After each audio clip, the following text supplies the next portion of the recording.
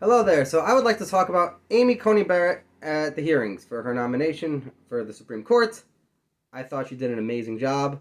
I thought that she was very professional. She was very smart, and it was great what she did. How she went through everything. She was respectful. She was respecting Ruth Bader Ginsburg's legacy, essentially. Not her whole legacy, but part of it. Ruth Bader Ginsburg, when she was nominated, and she was put for the same position, she came in and said at the hearings, no forecast, no anything. And she was respectful to that idea. I think she actually really appreciates that idea and likes it, and she knows that when she's when she's doing cases and she's going to have to make judgments on these cases, she knows that she has to be as open and as objective as possible. And unless she has all the information there and the case in front of her and able to decide right then and there at the moment, or however the case works, like, okay, I have to be objective here and make that decision now on all the information here. Unless she has all the information in front of her, she's going through making an objective decision. She can't just forecast and say, oh, I would say this objectively. That's not how it works. And she was expressing that very well.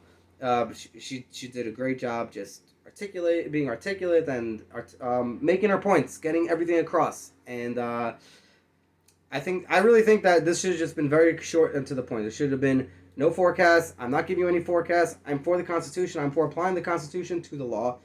And either you trust based off my integrity, I'm going to do that, or you don't, and that should be the end of it. But they made a whole, was it 3-4 days thing? It was a whole long thing. I could not get through all of it. I watched a bunch of them. I watched a lot of it, like the first 2 days I think I watched, and I thought it was a disgrace. They were attacking her integrity based off nothing. Based off Donald Trump. They're attacking this person's integrity based off Donald Trump. That's as immature as can be. That's like me having a brother who's behaving like a bully and assuming I'm a bully because my brother's a bully. That's like anyone who has a mature brain is going to say, like, no, they're different people. You treat them differently. Donald Trump says whatever he's going to say, and they're basically indirectly asking her, oh, are you in Donald Trump's pocket? Are you going to overturn Roe versus Wade? She's basically saying, I'm not going to forecast, and I'm going to apply the law as I deem fit, as I see fit. So Donald Trump essentially saying she's going to do all this and she's going to do all that.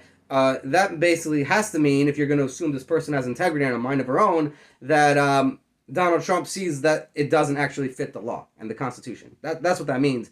It doesn't mean that she's in Donald Trump's pocket, as was implied throughout the whole time, throughout the hearing, which is absurd. If this was someone on the left for Roe versus Wade and for all these things, and the right attacked that person the same way, you'd hear all over these senators on the right are all a bunch of sexists, they're bigoted, they're hateful, they're this, they're that. You hear that these people are awful, but you don't hear those types of things. That's only types of rhetoric you hear from the left. You're not hearing that same rhetoric from the right to the left, which is, I think, a good thing. But yeah, I thought she did an amazing job, and the main takeaway I would say isn't even, because what we're talking about so far is basically respect and this and that, but this is where I think it matters and why I'm making this video, because you've probably heard all of this from any political commentator listen to, you're on the right, whatever it is.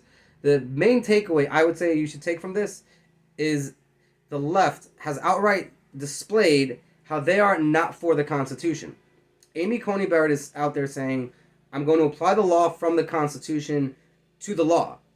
And if it works for it, it'll be constitutional. We'll make it work for it. If not, we're going to have the cases and properly play that out as respectfully and objectively as possible. That's what she was saying. The Democrats are saying, no, take our position and be on our side or we're not voting for you. You're not getting our vote. That's not the way this works. She's saying, I'm applying the Constitution. They're saying, well, if you're just going to do that, you're not going to say you're for our dictate, then we're not going to vote for you. They're saying, we're not for the Constitution. We're not for the American way. They don't trust that these things were done constitutionally, is what they're essentially saying. And they don't trust it will hold up to the Constitution. It won't hold up to, what's the word? Whatever it is. It won't hold. They're going to try applying the laws of the Constitution to the Affordable Care Act and Roe versus Wade, and they're basically saying, well, that's not going to work, so you have to tell me now or we're not going to vote for you. They're actually deliberately saying, or unintentionally, indirectly saying, we're not for the Constitution. We're not for the American system. And that's the most important thing out of this whole thing. There's another thing with, what's her name, Mazie Hirono or whatever. She said something on identity, and I'll get into that tomorrow or the next time I do a video. Like and subscribe if you like what I'm doing here. Thanks, all the best. Thanks for watching.